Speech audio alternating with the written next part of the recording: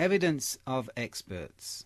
Facts, opinions, and conclusions. The difference between an expert and a layperson is that the expert has specialized knowledge beyond that of the average juror. This matters because usually a layperson presents facts and the jury draws conclusions. An expert, however, can present opinions and conclusions, and can even conclude, "I believe he's guilty." Experts can base their opinion on hearsay if it's reasonable evidence to rely on. A witness must be qualified as an expert before expert testimony is admissible. However, formal qualifications are not usually necessary, and virtually everyone would qualify as an expert on one or more topics. Lay witnesses are not restricted to presenting facts. They can provide opinion testimony and present their own conclusions to the jury if certain criteria are met. Firstly, the witness must be speaking from first-hand personal knowledge.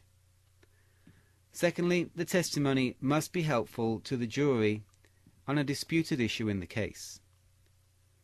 Thirdly, the non-expert is not presenting testimony on matters that require expert knowledge. Before presenting a conclusion, the lay witness must present a foundation in the form of facts. The witness cannot say, "In my opinion he was drunk," until she's first presented such facts as, "He was swaying and slurring his speech."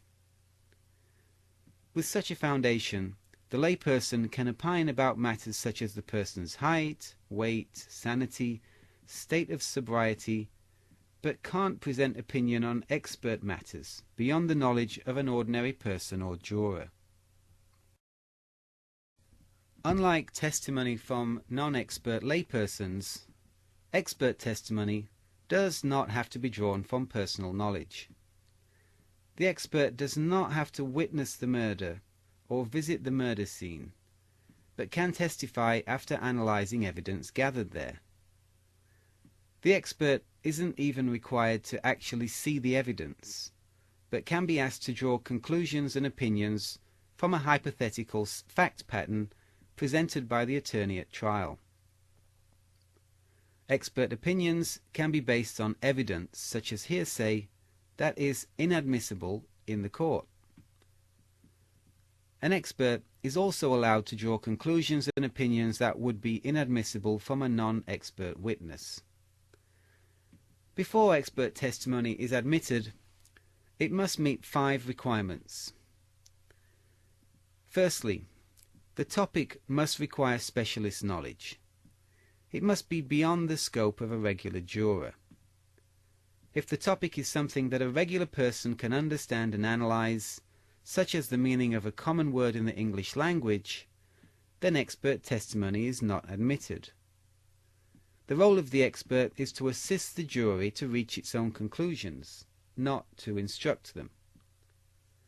Secondly, the witness must hold the specialist knowledge to qualify as an expert. The person's expertise and qualifications are presented to the court, and the judge decides if the witness possesses specialist knowledge.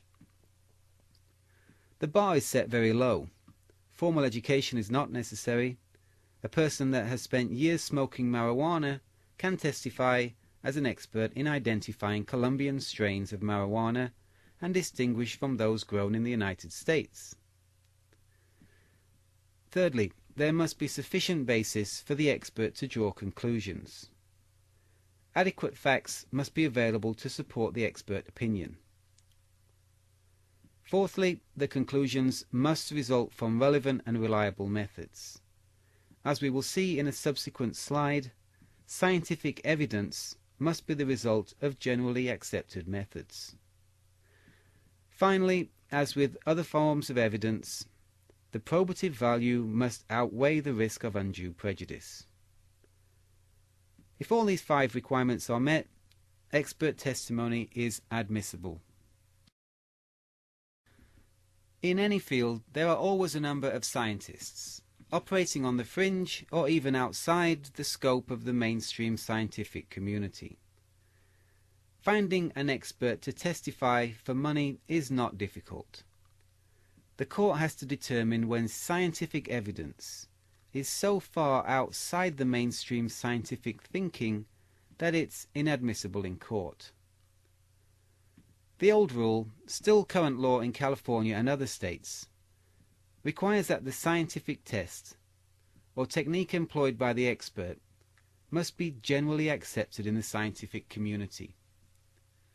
This doesn't mean that the test is dominant and accepted by all scientists, but that it at least has some following by other scientists. The new rule employed in the federal court asks if the testimony is based on 1. Scientific knowledge, and 2. Whether it will assist the jury understand the facts in issue. It then considers 5 Doebert factors from the Doebert case in determining credibility and admissibility. 1. Is the technique used and tested? 2. Has it been subject to peer review and publication? 3. Is the error rate known and can this be estimated? 4. Is the technique subject to standards? 5. Has it been generally accepted in the scientific community? The 5th factor, general acceptance, is the same as the old rule, and this is where most of these admissibility issues are determined. So in practice, the old rule and the new rule regarding admissibility of scientific evidence are still very much the same. Defendants often wish to produce the results of polygraph lie detector tests as evidence of innocence. This evidence is inadmissible in California and other jurisdictions, but has been found to satisfy the 5 Doebert factors and has been admitted in federal court.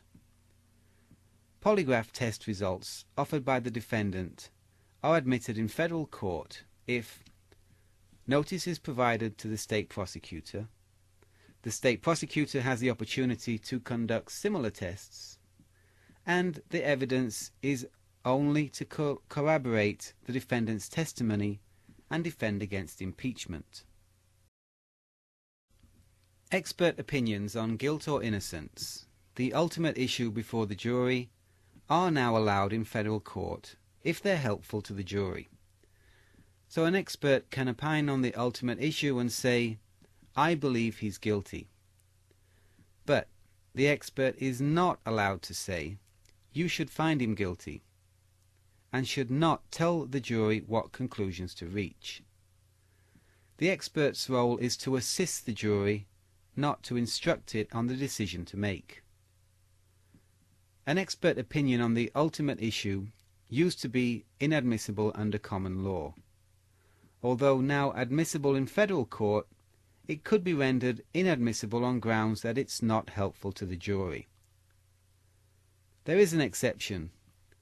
Experts can no longer provide an opinion on the mental state of a criminal accused.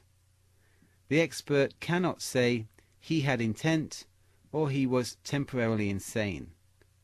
This is deemed too prejudicial in a criminal case where intent and sanity are determined by the jury.